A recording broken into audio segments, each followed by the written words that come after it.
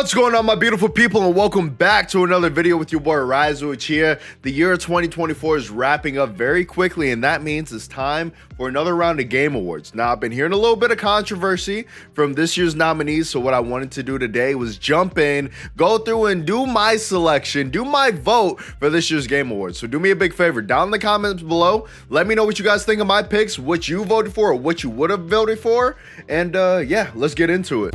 Now, first off, we got Game of the Year, Astrobot, which I heard was really dope. I actually still need to buy that and play it. I really love the Astrobot that came with the PlayStation 5. If you guys didn't know, Astrobot was like originally like a platform that Sony made with the PS5 just to show off some of the capabilities of the new DualSense, and it was a hit. So Astrobot is still on my buy list, but you guys know I have a very, very, very long backlog and we're trying to get through it. Balatro, I've never even heard of this, so you guys will have to let me know. Is this something that's interesting? Is this something that you guys would like to see down the line? Or we got Black Myth Wukong, which we haven't finished yet. But I do plan on beating by the end of the year. Elden Ring, Shadow of the Earth Tree. I'm gonna be honest with you, I refuse to suffer. Maybe next year. If there's enough want from it from the community, I'll give an Elden Ring playthrough to y'all, but as of right now, I'm not there yet. I suck at Souls-like games. Final Fantasy VII Rebirth. I actually have played this game and I love it, but I haven't finished it yet. Oh, brother, this guy stinks! Once again, my backlog is ridiculous right now. Honestly, I might download it and try to finish it tonight. Well, not tonight, but like this week. Now, we got Metaphor ReFantazio too. Now, if you guys know me, I'm a huge Persona fan, but I haven't touched Metaphor ReFantazio yet. I did think about streaming it, but once again, I told myself I can't pick up a new game until I finish. So, damn. Out of all these, I mean, the only two that I can really say for sure I have played is Black Myth and Final Fantasy VII. And like, between these two. But Shadow of the Earth Tree, actually, I don't know about this, because although Shadow of the Earth Tree was huge, this is technically DLC. And I did see a lot of discourse about the fact that this was present here. So you guys let me know down in the comments. Do you think that DLC should be able to run in Game of the Year, or should they have a separate category for DLC of the year? I know that this added a lot of content to Elden Ring, but I don't know if I can even vote for this comfortably. But I want to say it's leading me towards Final Fantasy VII. That's gonna be my vote for Game of the Year. Best Game Direction. Okay, I like this, and this is the same lineup, no? What for outstanding creative vision and innovation in game direction and design? This one, I do have to say, has to go to Black Myth Wukong in my opinion, because the art style in that game, the combat, and like the stage design, although still a little buggy in some places, but I love how at the end of every chapter they have those cutscenes. I definitely got to finish this soon. We're gonna finish this. All right, so next one is Best Narrative. All right. I forgot so many games came out this year, like Infinite Dragon, Like a Dragon, Infinite Wealth. I do remember hearing about that. Best Narrative, I heard Silent Hill 2 was really good. I did watch my friend Coconata play it. If you guys have never heard of Coconata, you guys should definitely go check her out over on Twitch. She's a good time. She's a very, very fun time, very entertaining streamer to watch. She's awesome. Metaphor ReFantazio, I haven't watched anything, so I can't say anything about the narrative. Senua's Saga, I didn't really like this one. And I don't hear a lot of people talk about it that much either. So I would have to say narrative. Out of these options, it has to go to Final Fantasy VII. Now, once again, these are just my opinions. These are just from the games that I played. I can't speak for other games that I haven't touched. So these are just, you know, it's a little biased here, but of course. Art direction. Ooh. Okay, Astrobot, which, you know, it was really cool from what I've watched. Black Myth Wukong, like I said, I do love the style. in Wukong.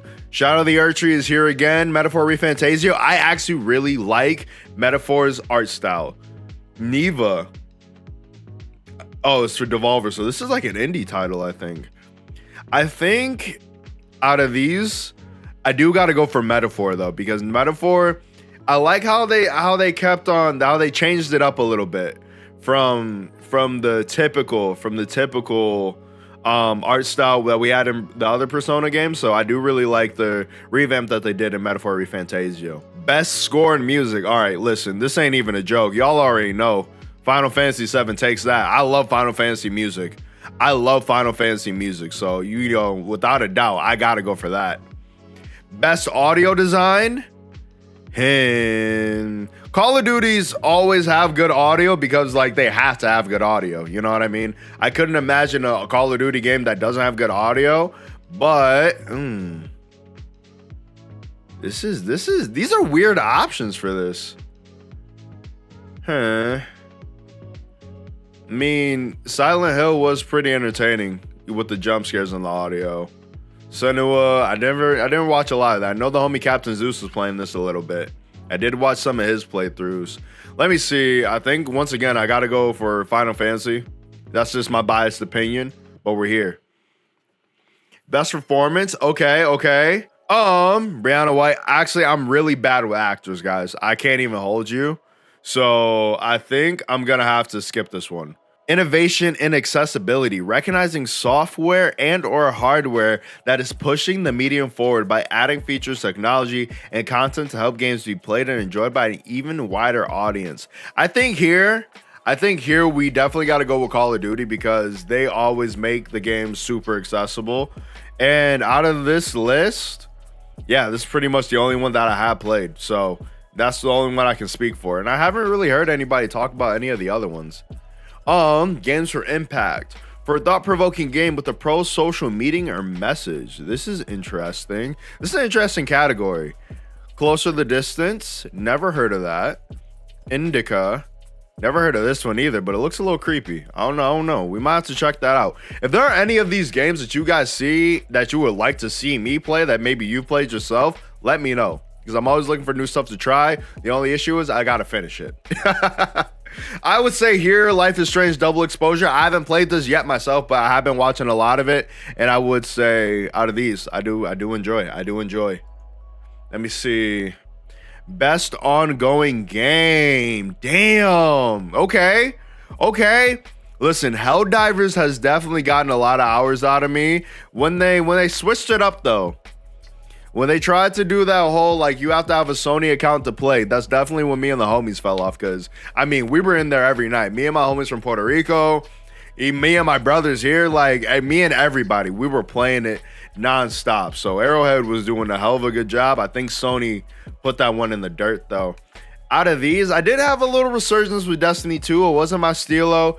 Never played Diablo. Final Fantasy 14, I actually do want to get into this. If you guys played Final Fantasy 14 and can give me any pointers, or you want to run a raid, I do want to try this game out. Fortnite, I don't play Fortnite, but of course, we know what it does for the community. It's huge. It's between these two. Awarded to the game for outstanding development, ongoing content that involves the player experience over time, it has to be Fortnite. If we're going by the definition standards, Fortnite is always innovating and doing something different. Ooh, best community support though. Baldur's Gate, coming 2025. We are going to be starting Baldur's Gate in January, so be on the lookout, y'all. Final Fantasy 14, Fortnite, Helldivers, No Man's Sky. No Man's Sky has been a game for a minute. It's been around for a long time.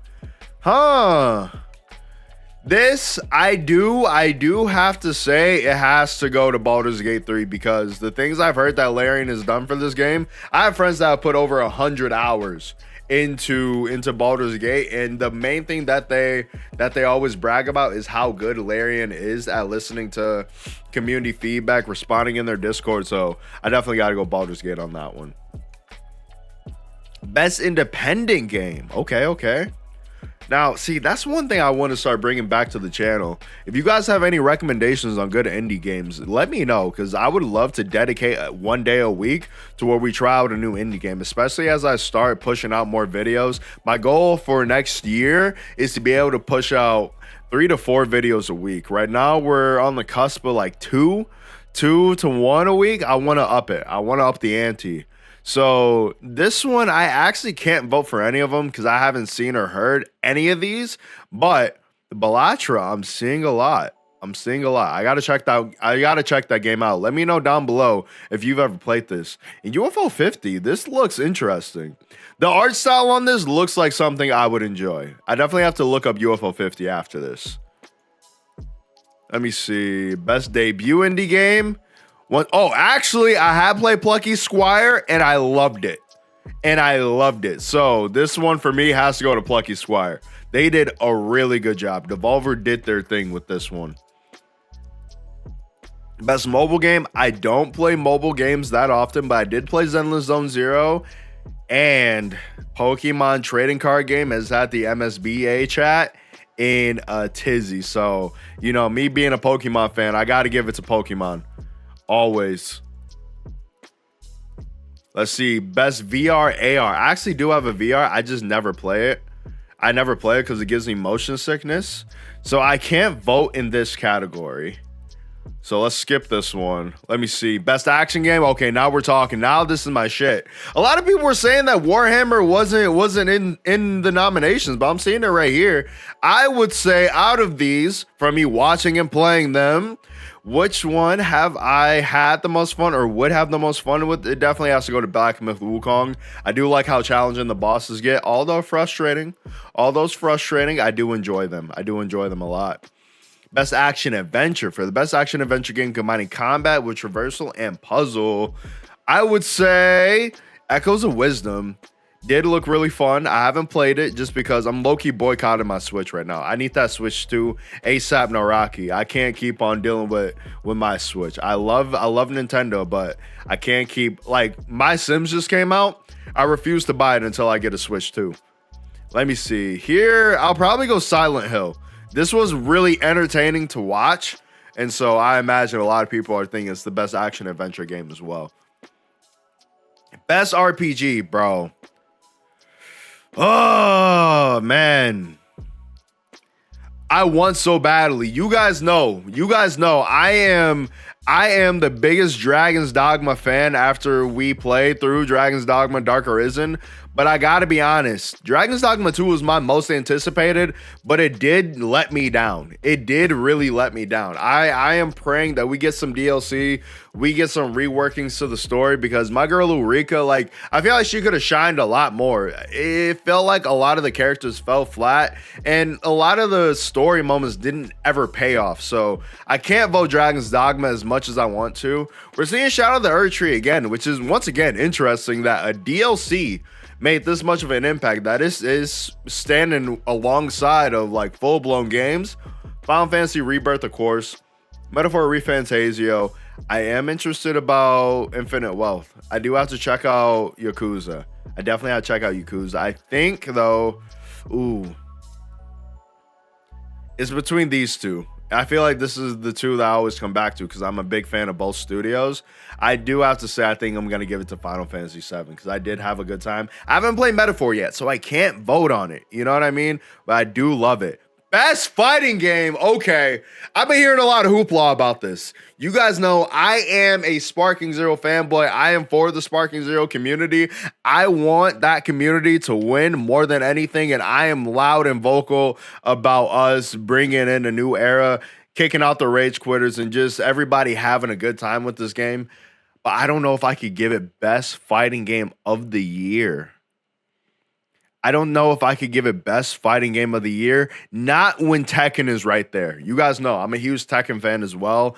I think here, as much as it hurts me, as much as I love Dragon Ball Sparking Zero, it still has a little bit of ways to go. There's a lot of things that need to be fixed, but Tekken, where it's at, is peak.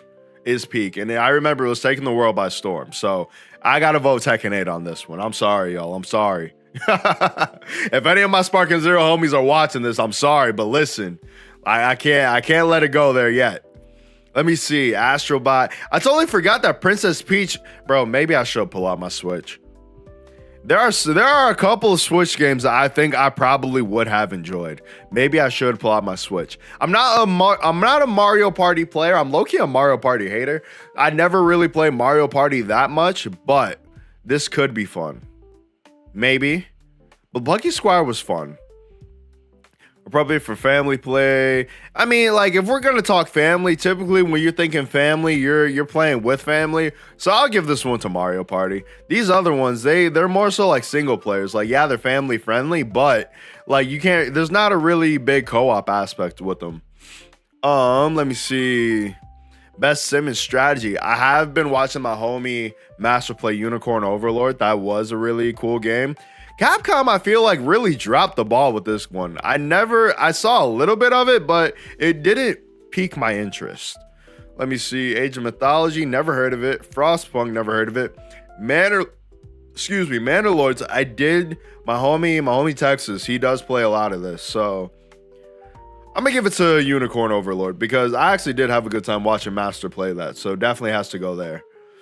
Best sports racing, I don't play these. So we're going to give that a nice little skip. Don't want to skew the data.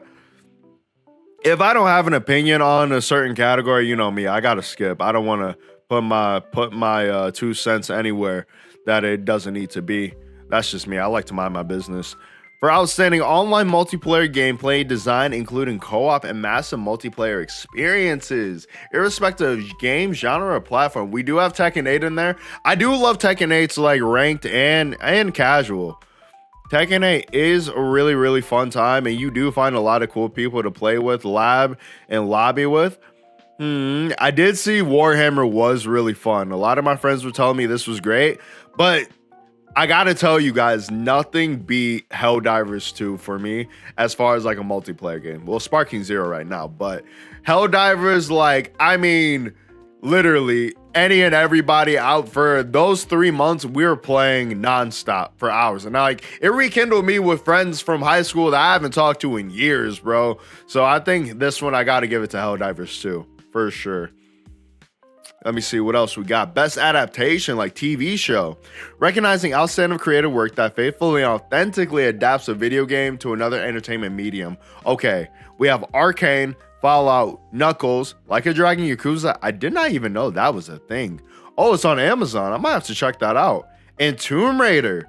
Oh, this is on Netflix. Hold on. I got to check that out. Now, I never watched Arcane. I watched like 2 episodes of season 1. I heard it's great, but I'm not a huge League of Legends fan. But Fallout, guys, once again, all of my votes, these are things that I can actually relate to and that I've seen. This Fallout series blew me out the water. Like, I had people watching this with me that I ain't never heard about Fallout. I 100% stand for this. I cannot wait for season 2. It has to go to Fallout for me. For me, at least. For me. Let's see, what's next? What else we got? Most anticipated game. Okay. Listen, we got bangers here. We got Death Stranding 2 on the beach. Is that actually what it's called? What? Ghost of Yotai. I actually made a reaction trailer to this, but I never dropped it. I am really excited for this. If you guys go back a little bit, I did do a Ghost of Tsushima playthrough. I wasn't really good at editing though, so like if you guys do go back and watch that, don't judge me. Grand Theft Auto 6, of course, everybody wants that. Metroid Prime 4. People have been begging for this for years. I think this is going to be a good one. And Monster Hunter Wilds. So you guys know, I played this for 8 hours straight, trying every weapon. I do think that this is going to be really fun, but I think for me, it's only going to be a great experience if I have friends to play with. And I know Shadow, of course, is going to be there to play with me, and Garo, but I think I gotta go Ghost of Yotai for me personally, because I love the Ghost of Tsushima stories and like the combat. I'm waiting to see what they do with the combat next. Let me see. Content Creator of the Year. Damn, y'all, imagine if I get in here. One of these days. I have no idea who any of you people are, so I gotta hit skip. Best esports game, Counter-Strike 2, Dota 2, League of Legends. I don't watch any of these, so skip. Best esports athlete. Once again, don't watch esports like that, so skip. Best esports team. Skip. Player's choice. Let's see, what is this? 3 rounds, 3 chances to vote. Notify me when opens. All right, big bet. Yeah, we'll check this out. And I think that's it, guys. And with that, my beautiful people, this is going to be my nominations for this year's Game Awards. You guys got to let me know down in the comments, what were your picks? Do you agree with my choices? Do you disagree, and why? But keep it civil. Don't kill me. These are just my opinions, and I like award shows like these because as a content creator, it shows me what other games are out there, what games I might have missed throughout the year, because let's be honest, 2024 was a stacked year, but also it gets a conversation going to see what some games did well, what some games could work on, and I always think anything that gets people talking about gaming especially is huge. So, you know, let me know down in the comments below what your picks were, and while you're down there, do me a big favor. Hit that like button, hit that subscribe button, join the Booty Bandits today, and without further ado, I'm gonna get out of here. I'll see you guys real soon. Peace!